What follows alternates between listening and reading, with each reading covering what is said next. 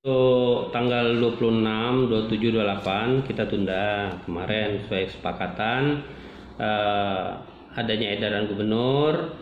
Kemudian sesuai dengan waktu wawancara tempo hari kita akan kooperatif jika ada edaran gubernur.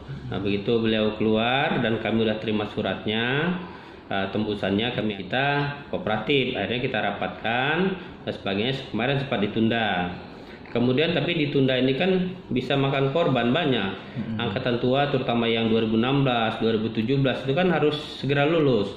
Kalau enggak nanti mereka juga tidak dapat telat lulus, berbahaya juga.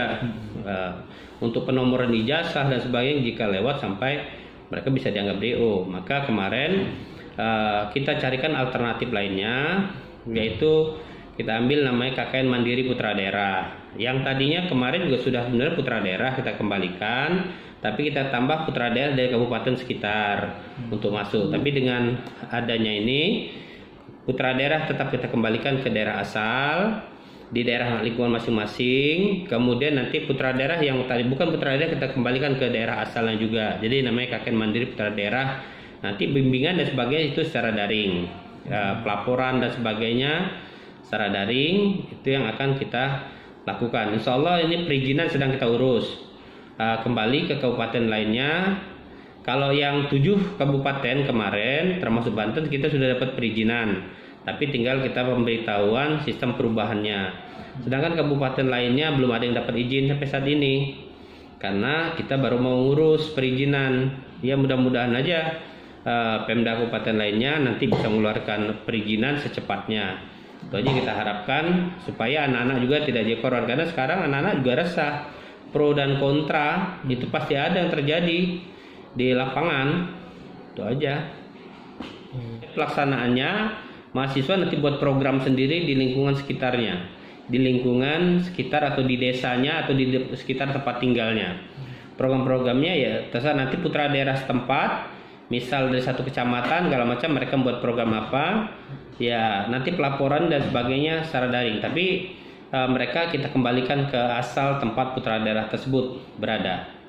Jadi mereka akan kembali ke asalnya, kemudian nanti pelaporan, bimbingan dan sebagainya itu akan dilakukan secara daring setiap hari melalui DPL masing-masing. Tapi nanti peninjauan program bisa aja nanti kami dari tim itu akan turun sekali-sekali melihat ke lokasi-lokasi yang kita buat zona-zona untuk wilayah KKN.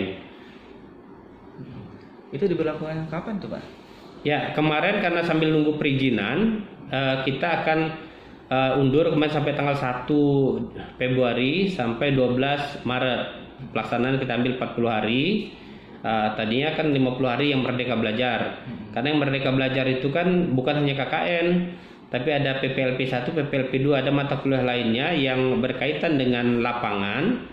Untuk melakukan observasi, pemagangan dan sebagainya itu kita kurangi waktunya juga. Untuk sistem daring misalkan ada kendala itu gimana Pak? Antisipasinya gitu. Ya, daring ini kesulitannya kalau mereka yang putra daerah yang tidak ada sinyal dan sebagainya di kampungnya dan sebagainya, ini ada kesulitan dalam memantau. Makanya kemarin kita sarankan pakai zona tadi. Jadi misal Lampung Barat 1, Lampung Barat 2, Lampung Barat 3. Jadi Lampung Barat 1 misal Suwoh, Bandar Negeri Suwoh misal. Lampung Barat 2 kita pakai misal